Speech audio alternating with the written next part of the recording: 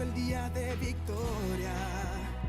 La palabra es el mapa de mi vida, brújula de mi destino, luz que alumbra mi camino, la llave que abre las puertas de salvación, sanidad, prosperidad y de fe para mi familia.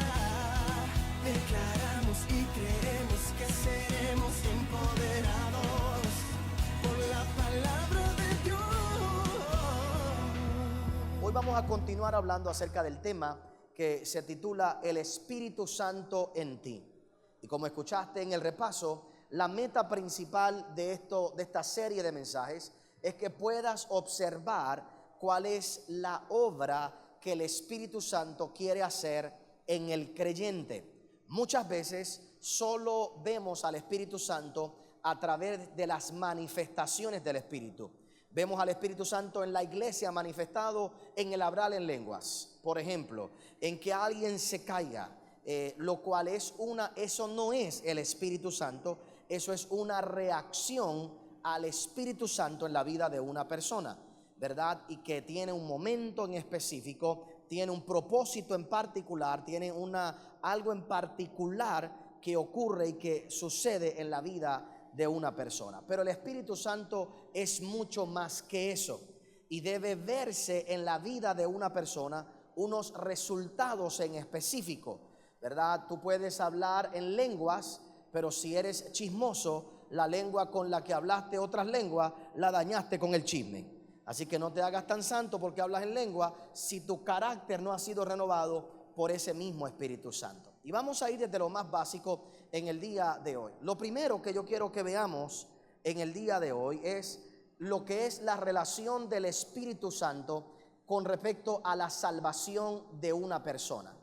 Hablemos del Espíritu Santo y la salvación. Aquellos que vinieron en el estudio pasado saben que esa fue una de las cosas que mencionamos. El Espíritu Santo está directamente ligado a lo que es la salvación de una persona. Ahora, antes de ir al aspecto de cómo el Espíritu Santo funciona en el aspecto de la salvación de una persona, me gustaría que habláramos entonces por un momento acerca de por qué el hombre necesita salvación, de qué necesitamos ser salvados. ¿Qué es salvación en la vida de una persona? ¿Por qué la persona tiene que recibir la salvación?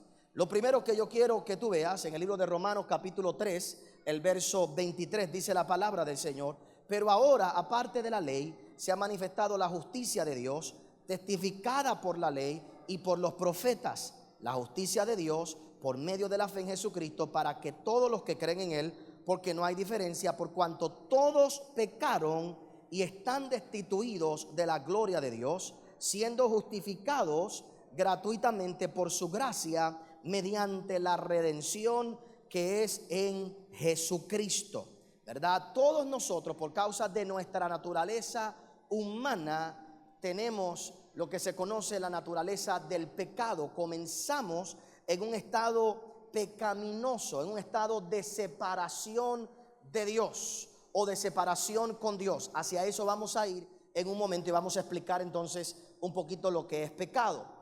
Pero ¿por qué el hombre necesita salvación? La mejor manera en que yo te lo puedo explicar hoy es qué cosas obtiene una persona cuando es salva. Veámoslos de esa forma. Para definir salvación o la necesidad de salvación, veamos por un momento tres cosas básicas que recibe una persona cuando recibe la salvación en su vida, entendiendo que la salvación es un don. Diga conmigo, la salvación es un don. ¿Qué quiere decir un don? Es un regalo de parte de Dios. Nadie se puede salvar por sí mismo. Esto es un regalo que Dios te da. Es un regalo que Dios nos ha dado a nosotros. Ahora, esa experiencia de salvación, yo creo que hay tres cosas en particular que yo quisiera que usted marcara en su corazón. Una persona tiene necesidad de salvación y cuando es salvo, el primer beneficio que tiene es que vuelve a tener una relación con Dios. Cuando una persona es salva, es que esa persona ahora tiene una relación con Dios, tiene una conexión con Dios. Cuando el hombre no es salvo, no tiene relación con Dios, no camina con Dios, no habla con Dios, no se comunica con Dios, no tiene una relación con Él. Cuando una persona recibe el don de la salvación, como vamos a ver a través del Espíritu Santo, la primera experiencia que tiene es una relación con Dios. Tiene acceso a una relación con Dios. La Biblia dice en el libro de Efesios capítulo 2, el verso 1 al verso 9, y aquí te muestra la necesidad que tenemos de esto. Dice: y Él os dio vida a vosotros cuando estabais muertos en vuestros delitos y pecados, en los cuales anduvisteis en otro tiempo, siguiendo la corriente del mundo, conforme al príncipe de la potestad del aire, el espíritu que ahora opera en los hijos de desobediencia, entre los cuales también todos nosotros vivimos en otro tiempo en los deseos de nuestra carne, haciendo la voluntad de la carne y de los pensamientos, y éramos por naturaleza hijos de ira, lo mismo que los demás. Pero Dios, que es rico en misericordia por su gran amor, con que nos amó, aun estando nosotros muertos en pecado, nos dio vida juntamente con Cristo. Por gracia sois salvos, y juntamente con Él nos resucitó, y asimismo nos hizo sentar en lugares celestiales con Cristo Jesús, para mostrar en los siglos venideros las abundantes riquezas de su gracia en su bondad para con nosotros en Cristo Jesús, porque por gracia sois salvos por medio de la fe, y esto no de vosotros, pues es don de Dios, no por obras, para que nadie se gloríe. Antes estábamos separados, ahora cuando soy salvo tengo relación con Dios, tengo conexión con Él. Antes hacía todo lo que me alejaba de Dios, pero ahora cuando tengo la salvación tengo conciencia de una relación con Dios. Lo segundo, ¿por qué razón? O el segundo beneficio, y lo que demuestra la razón de salvación de uno, ¿verdad?, por la cual necesita salvación. La segunda me parece que todavía es más, con la segunda vamos a poder entender mejor la primera. La segunda es que a través de la salvación es como únicamente podemos tener relación con otras personas, relación con otros. A través de mi salvación yo puedo tener relación con otras personas. Usted se va a dar cuenta que el énfasis humanista es primero la familia. Necesito primero la familia. Ese es el término humanista. La gente no viene a la iglesia el domingo porque hay que dedicarle tiempo a la familia. Pero tú no puedes tener una buena relación con tu familia si no tienes una relación con Dios primero. Porque la manera de tú manejar tu familia debería ser dirigida por Dios. Un ejemplo que yo he dado todo el tiempo es que hay personas que me han dicho: pastor, los matrimonios cristianos se divorcian tanto o más que los seculares. A lo que yo digo: no todo el mundo que dice ser cristiano es cristiano. Empecemos por ahí. Y número dos, si el matrimonio que dice ser cristiano toma decisiones como las toma el mundo en su matrimonio, tendrá el mismo resultado que tienen los matrimonios del mundo. Los matrimonios que sufren dentro de la iglesia es porque no, oiga bien, no toman decisiones en su matrimonio basado a cómo Dios quiere que lleves el matrimonio, sino basado a cómo el mundo ha dicho que se debe llevar un matrimonio. Me sigue todo el mundo. Así que tú puedes tener el label de un cristiano en tu cabeza, pero eso no hace que tus decisiones con tu pareja sean las cristianas. Probablemente estás actuando igual que actuaría alguien en la calle, alguien que actuaría en el mundo. Por lo tanto, tendrás esos mismos resultados. Pero si tú eres creyente, eres salvo y aprendes a dirigirte por Dios y por tu relación con Él, tus resultados también serán diferentes. La única manera de yo tener relación con mi familia correctamente es cuando haya arrepentimiento y relación con Dios. Por ejemplo, hay dos ejemplos clásicos en la Biblia que te los pongo ahí: Lucas 15 y Lucas 8. En Lucas 15 vemos al hijo pródigo y en Lucas 8 vemos al endemoniado gadareno. En Lucas 15 observamos al hijo pródigo que está apartado de Dios, de su padre, debo decir, está lejos. Cuando viene arrepentimiento, cuando sabe que lo hizo mal, ¿qué es lo próximo que él busca? Reconciliación ¿con quién? Con su padre. Así que cuando él entiende lo mal que estaba y cómo tiene que corregirse, la primera relación que arregla ¿con quién es? Con su padre. Aquí hay gente que sabe lo que estoy diciendo porque te convertiste y ya no tienes las mismas peleas que tenías con tu ex esposa o con tus hijos o con el otro o en la calle, porque al tener la experiencia de una relación con Dios, automáticamente nuestra relación con los demás debe comenzar a cambiar. El endemoniado gadareno recibe la liberación de los demonios. ¿Y qué es lo próximo que Cristo le dice? Este hombre le dice a Cristo: quiero seguirte, quiero irme detrás de ti. Y Jesús le dice no. Es bien interesante porque Jesús, que buscaba seguidores, no le permite a ese hombre que lo siga y le dice: vete y arregla las cosas en tu casa. Vete y predícale a los tuyos. Vete y predícale a tu esposa. Vete y predícale a tus hijos. Porque ahora que tuviste esta experiencia de relación conmigo, puedes ir a restaurar tu relación. El término humanista es: mis relaciones van primero, quiero tener un buen matrimonio, le dedico tiempo. Y chévere, hay que dedicarle tiempo al matrimonio, hay que dedicarle tiempo a los hijos. Pero la verdadera manera de yo tener relaciones con los demás es teniendo primero una relación con Dios. Si no, va a estar basado en un esfuerzo carnal de tener relación que eventualmente será fútil, traerá problemas, traerá dificultades y no llevará la experiencia al máximo. Así que ¿por qué necesitamos salvación? Bien sencillo: para poder tener mejores relaciones con los demás. Porque una persona salva tiene buenas relaciones con los demás, sabe cómo comportarse con los demás, busca la paz con los demás. Si no tenemos salvación en nuestra vida, nuestro approach, nuestra manera de acercarnos a nuestras relaciones es una meramente humanista. Es por mis fuerzas, es por lo que puedo hacer con mi mente, ¿verdad? Y con mis acciones. Y número 3, la experiencia de la salvación. ¿Y por qué el hombre necesita la salvación? Es porque el hombre necesita que su alma sea libre. Tu alma necesita libertad. Y la experiencia de tu alma de libertad la experimentas cuando eres salvo. La salvación no tan solo te salva en tu espíritu, sino que te ayuda a la liberación de tu alma, especialmente de la culpa y del miedo. Una persona salva no debe estar viviendo ni con culpa ni con miedo. Las primeras 2 reacciones o consecuencias del pecado, ¿cuáles fueron en la vida de Adán? Culpa y miedo. Y una persona que tiene culpa y miedo, lo primero que hace no es correr a Dios, sino correr fuera de Dios. Por eso todos esos predicadores que afuera predican para hacer sentir culpable a la gente, no se dan cuenta que lo que haces cuando haces sentir culpable a alguien es echarlo fuera, porque la culpa y el miedo no los acerca, la culpa y el miedo los aleja y ata tu alma. Y el hombre necesita libertad de la culpa, libertad del miedo, y por eso necesitamos salvación, para que mi alma sea libre. Si mi alma no es libre, no puedo vivir en libertad en esta tierra. ¿Todo el mundo conmigo hasta ahí? Para ser salvos tenemos, y esto es básico, lo que podemos profundizar el concepto de la salvación, ¿verdad? Pero eso sería un tema completo. Yo lo que estoy es dando poquito a poco para que vayamos teniendo algunos temas en común. Hablemos entonces por un momento, antes de ir a la obra del Espíritu Santo y la salvación.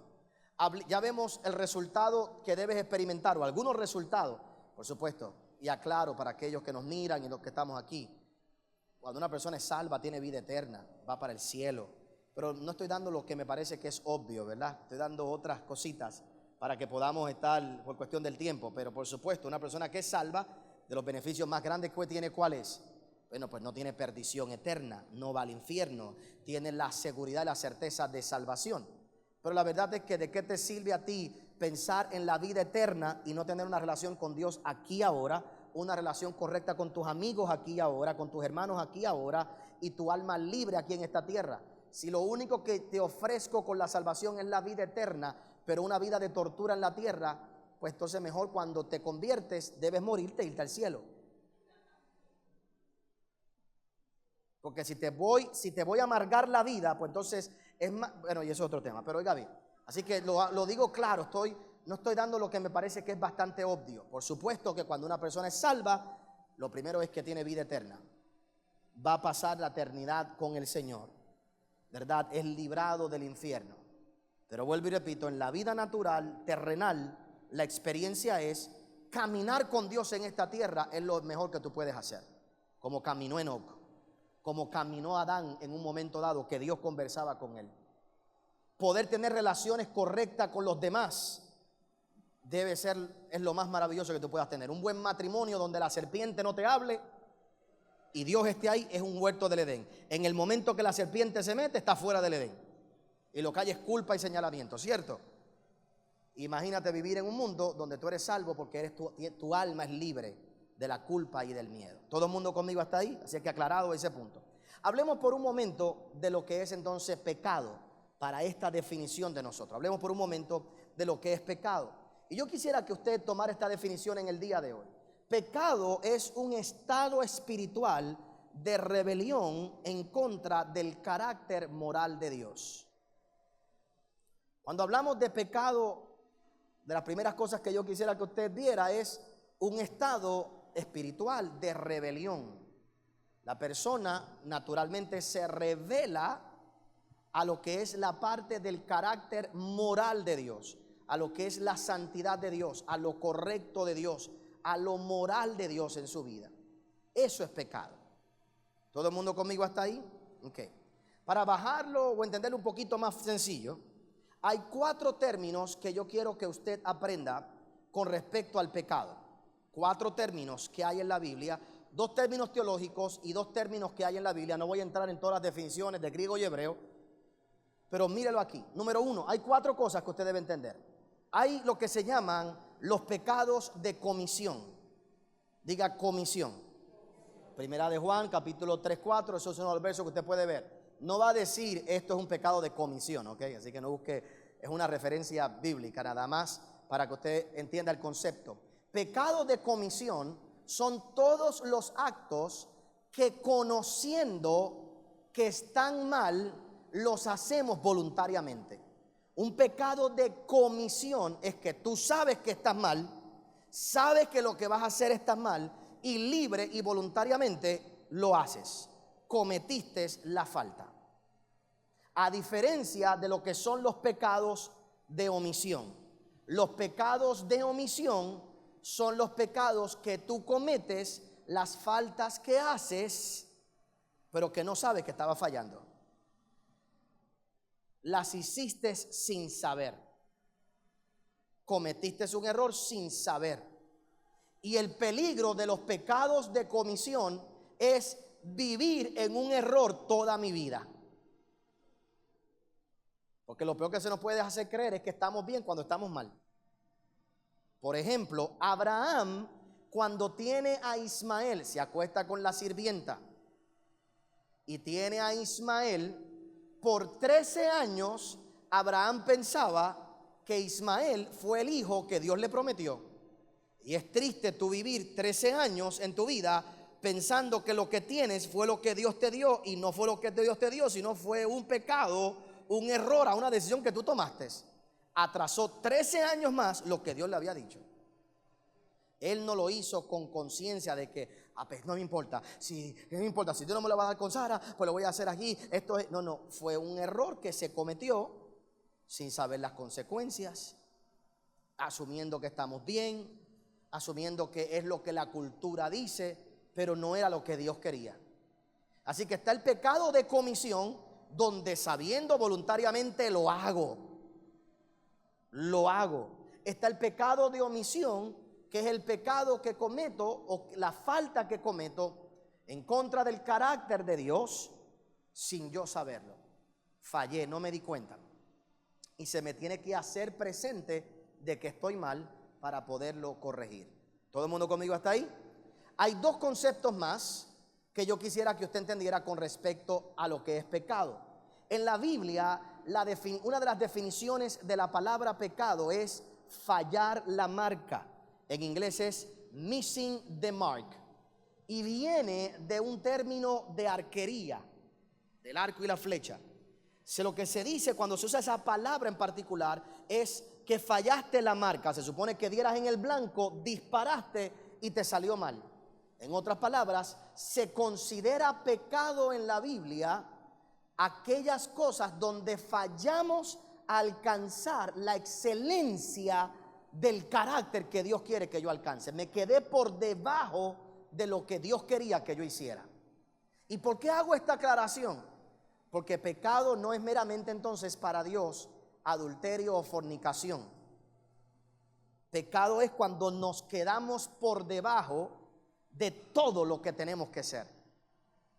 Si haces en un trabajo, si tú cobras. Gracias por haber acompañado al pastor Otoniel Font.